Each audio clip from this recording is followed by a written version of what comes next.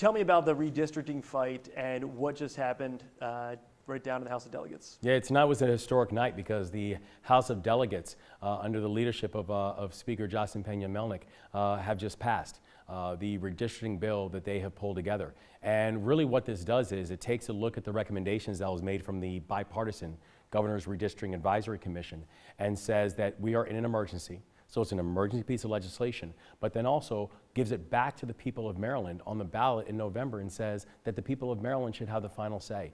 It's an important piece of legislation that they just passed, and now as it moves on to the Senate, that the Senate needs to just debate it and also to take a vote like the House of Delegates just did. Yeah, you've been pushing this since the fall. Why do you feel it's so important for the state? Well, I believe we are in an emergency. That this piece of legislation is making sure that all those federal workers who were fired by the Trump-Vance administration knows that we see them. That it makes sure that all of the children who had their food assistance robbed by this administration because they would rather break the law than actually making sure that food assistance is provided, to make sure those kids know that we see them. For all of our people who are watching their constitutional rights being violated and watching how this administration is trying to make that pain permanent, it's letting them know that we see them. And if the rest of the country is going to go through their process to determine what their maps should look like in a mid-decade process, then my opinion and the opinion of the House of Delegates and the opinion of the people of the state of Maryland is, then why wouldn't Maryland be able to make sure that we control our democracy and not Donald Trump and J.D. Vance? It's been explained to me by the Senate President's office that should this map go forward, it could be seen as unconstitutional like the previous one in 2020, and then thrown into a sort of judicial spin in which it could end up being at the Supreme Court of Maryland. It could end up having the judges decide a new map, or he believes it could go back to a map where there would actually be Republicans added. How do you respond to that from the Senate President? Because that's the next hurdle to get through. I would say that we have been working with lawyers and judges this entire time, to include the former Attorney General of Maryland, who have all said that any of those fears are unfounded. You know, I've noticed that for some of the people who have been opposed to this, there is a goalpost moving, where it's every week there's another reason why this should not be done. I know in this moment we are going to protect our people. We're going to fight for democracy. And I'm going to spend my time and knowing that we're working with lawyers to make sure that in Maryland everything we're doing is not just legally authorized, but also it's morally important. And we're going to spend our time being able to make sure that our people's rights are protected inside this moment. The one difficult question that we kept hearing from folks in the first district is on the Eastern Shore, they feel like this might be something that takes away their voice. How do you respond to those? I would say that everyone is still going to have a right to have their voice heard. In fact, what you'll see is 6 of the 8 congressional districts actually get more competitive, not less competitive.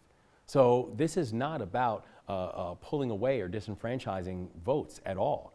This is about making sure that the maps that we are voting on come November actually represent the voice of the people. And that's what the bipartisan Governor's Redistricting Advisory Commission has been doing, and that is exactly what the House of Delegates just passed. How do you see this playing out in the long run? You talked about wanting to get a vote in the Senate. How do you see it playing out? What are you doing in the days coming forward to see this through as you've been pushing since the fall? Well, I just believe in defending democracy.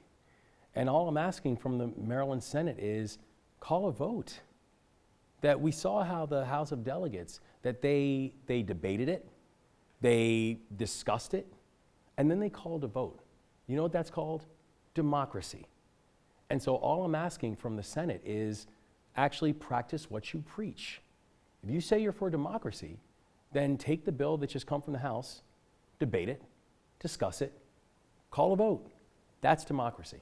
And where do you see all this playing into the November midterms? I mean, where do you see Maryland's role in the midterms? Well, I just want to make sure that the maps that we're voting on are reflective of the people, the people's hopes, the people's ambitions, whether you call Western Maryland home, whether you call the Eastern Shore home, whether you call anywhere in between home, that we just want to make sure that in this moment, we are going to say that if these other states are going to go through mid-decade redistricting because Donald Trump has ordered them to do it, that in Maryland, Donald Trump and J.D. Vance don't get to decide what our democracy looks like. Marylanders decide what our democracy looks like. So now that redistricting has passed the Maryland House of Delegates, it moves over to the Maryland Senate, where the Senate President, Bill Ferguson, also a Democrat, has expressed opposition towards mid-cycle redistricting in the state of Maryland. So has he changed his mind? Last night, the House passes redistricting, so we have to ask you, the governor's saying he wants to see redistricting hit the floor of the Senate. What is sort of your response to that? I don't think that the position of the Senate has changed in any way. Appreciate the work. I know that this is a contentious issue. But we laid out back in October where the Senate Democratic Caucus stood after lots of conversation and discussion, and nothing really has changed. The Maryland Constitution is still the Maryland Constitution, and so we have not shifted in where we believe things are, and so we got to focus on the things that matter the most. We got to do the policies that we know are impacting Marylanders. That's why Senate Bill 1 was the first bill we passed, is that we have to do the things that we know will have an actual impact to protect Marylanders against the abuses that we've seen at the federal level. So, Mr. President, I'm just going to ask you a pointed question. Are you prepared today, sitting with all of us, to just declare the redistricting bill dead?